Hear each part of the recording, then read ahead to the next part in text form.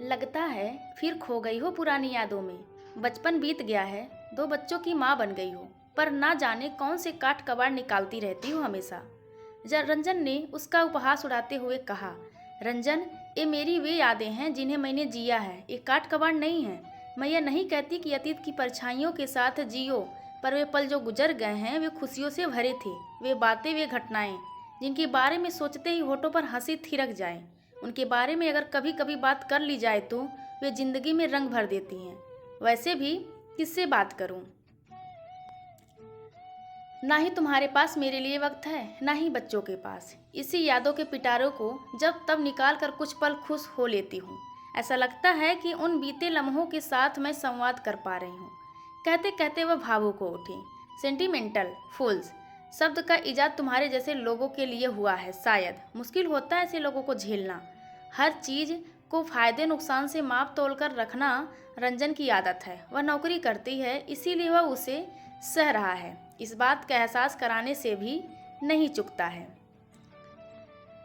हालांकि यह भी जता देता है कि वह इतना कमाता है कि उसकी कमाई से उसे कोई फर्क नहीं पड़ता। वह जब चाहे नौकरी छोड़ सकती है। रंजन के माथे पर हमेशा त्योरियां चढ़ी रहती हैं। उसे समझाना बेकार है कि एक पत्नी को पति से रोटी के अतिरिक्त भी कुछ अपेक्षाएं हो सकती हैं। एक पत्नी पति से प्यार और थोड़ा सा सम्मान चाहती है। कुछ देर उसके पास बैठकर उसके दिल की बातें सुन ले और यह आश्वासन दे दे कि मैं तुम्हारे साथ हूँ। बस माधुरी ने भी यही चाहा था। उसके पीछे छूटे रिश्तों और स्मृतियों को सहेजे नहीं, लेकिन कम से कम मजाक भी ना उड़ाए। उसका ऐसा चाहना क्या बहुत ज़्यादा एक्सपेक्ट करने के ब्रैकेट में आता है? रंजन अक्सर कहता है, तुम्हारी अपेक्षाएं ज़रूरत से ज़्यादा है। आगे बढ़ो और ज़िंदगी को बिंदास होकर जियो, और जीने के लिए जो करना पड़े करो।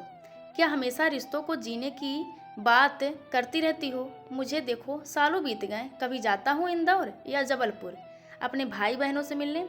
रंजन की सोच से डर लगता है उसे। आखिर क्यों?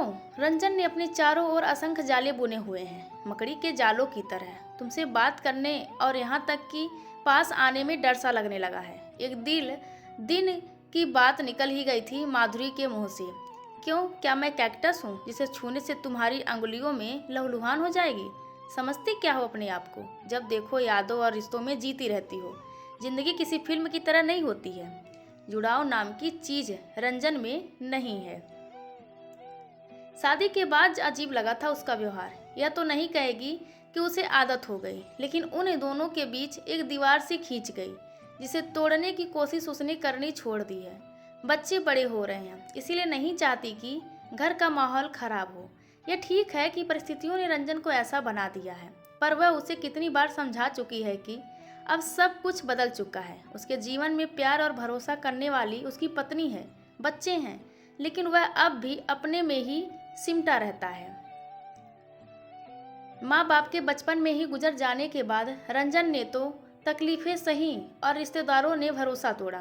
उससे उसके अंदर बड़ी कड़वाहट अभी तक बाहर नहीं निकली है। सबसे छोटा होने पर भी भाई बहनों ने उसकी परवाह नहीं की।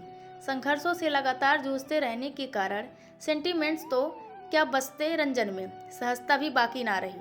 माधुरी और बच्चों का प्यार व भरोसा पाने के बाद भी रंजन के भीतर जमा आक्रोश आज तक नहीं निकला है। बच्चे भी डरते हैं उससे। वह भी रंजन की तरह होती तो कभी भी रिश्तों को संभाल कर नहीं रख पाती। रंजन का रिश्तेदारी में आना जाना नहीं, चाहे अपने ही भाई बहन के यहाँ ही क्यों ना जाना हो। फोन पर भी उनसे बात नहीं करता। कितने जरूरी होते हैं ये रिश्ते, रंजन समझता ही नहीं।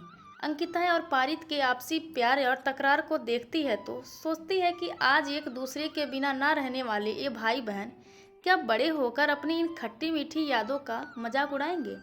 क्या ये भी एक दिन अपने इस प्यार और तकरार को भूल जाएंगे? इनके बीच भी संवेदनहीनता पसर जाएगी? क्या जरूरत है यह सब तमाशा करने की? मैं तो तुम्हारी मम्मी के कितने ही चाचा फूफा को जानता नहीं। कोई पार्टी की ज़रूरत नहीं है, चलेंगे किसी होटल में डिनर करने बस। उनकी शादी की 20वीं सालगिरह थी और बच्चे जिद कर रहे थे कि एक बड़ा सा आयोजन किया जाए। नो पापा, इस बार तो आपको मानना ही पड़ेगा। पारित अड़ गया था। पापा कितना समय हो गया है आपके परिवार के लोगों से मिले, अंकिता बोली। रंजन की त्योरियां चढ़ गईं। अचानक पारित बोला, आपको क्या प्रॉब्लम है? आप खुश क्यों नहीं रह सकते? आपकी वजह से घर का माहौल हमेशा भारी रहता है। हमें घर में अपने फ्रेंड्स को बुलाने में डर लगता है। इससे तो अच्छा है हम साथ ही ना रहें। ज़्यादा बकवास करने की ज़रूरत नहीं है। रंजन चिल्लाया। तो ठीक है, अब हम आपके साथ नहीं रहेंगे। इतना आक्रोश? रंजन हैरान रह गया। आज तक बच्चों ने कभी उसे उल्टा जवाब नहीं दिया था। ऐसा क्यों कह रहे हो तुम? मैं भी क्या करूं? मैं ऐसा बन गया हूं। रंजन की आवाज़ में कंपन महसूस किया माधुरी ने। जब 10 साल का था पेरेंट्स गुजर गए। बड़े भाई बहन भी बहुत ज़्यादा उम्र के नहीं थे। रिश्तेदारों ने सारी प्रॉपर्टी हड़प ली और हम लोगों को अपने अपने तरीके से संघर्ष करना पड़ा। 20 साल का था जब दिल्ली चला आया और जो काम मिला किया। भाई बहनों से संपर्क टूट गया और लोगों पर से विश्वास तो पहले ही उठ गया था। इसीलिए जुड़ाव जैसी भावना से अपने को दूर कर लिया। बस कमाने की धुन लग गई ताकि फिर से रोटी के लिए किसी का मुंह ना ताकना पड़े। शायद इसीलिए इतना रूखा हो गया। याद नहीं मैं पिछली बार कब हंसा था? पर पापा, अब तो सब बदल गया है। हम आपके साथ हैं, आपसे प्यार करते हैं। फिर कड़वी यादों को डिलीट क्यों नहीं कर देते अपनी मेमोरी से?